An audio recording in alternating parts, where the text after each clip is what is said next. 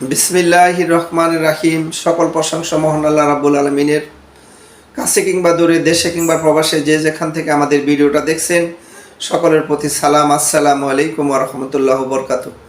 আমি ডাক্তার মোহাম্মদ আরফান আলী, আয়ুর্বেদিক চিকিৎসক, গবেষক, পরিচালক, রপরপ আয়ুর্বেদিক চিকিৎসা কেন্দ্র। দীর্ঘদিন যাবৎ আমরা বিভিন্ন রোগের সেবা দিয়ে আসছি। আজকে আমি কালোজিরার গুণাগুণ সম্পর্কে আলোচনা করব। কালোজিরা মহা ঔষধ।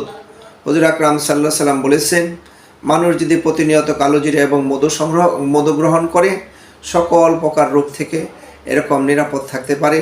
কালোজিরা কীভাবে খাবেন এবং কিভাবে গ্রহণ করবেন, এগুলো আমি সব আপনাদের সামনে তুলে ধরব। সরাসরি কালোজিরা খাওয়া যাবে না।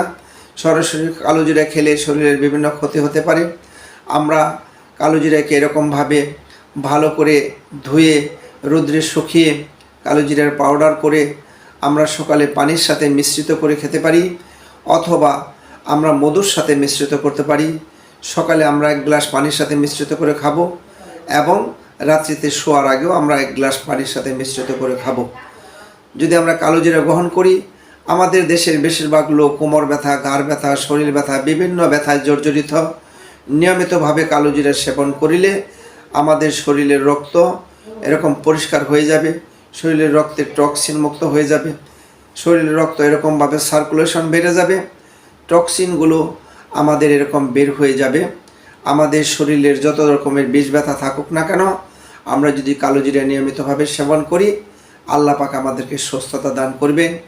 যারা আমাদের ভিডিওটা দেখছেন, একরামের নিয়ত অপর ভাইয়ের নিকট পৌঁছে দিবেন, শেয়ার করবেন, কমেন্ট করবেন, সাবস্ক্রাইব করবেন। ভালো লাগলে আমাদের চ্যানেলটি সাবস্ক্রাইব করে পাশে থাকবেন। পরবর্তীতে যে কোনো ভিডিও নিয়ে আপনাদের সাথে দেখা হবে। আসসালামু আলাইকুম ওয়া রাহমাতুল্লাহি ওয়া বারাকাতুহু।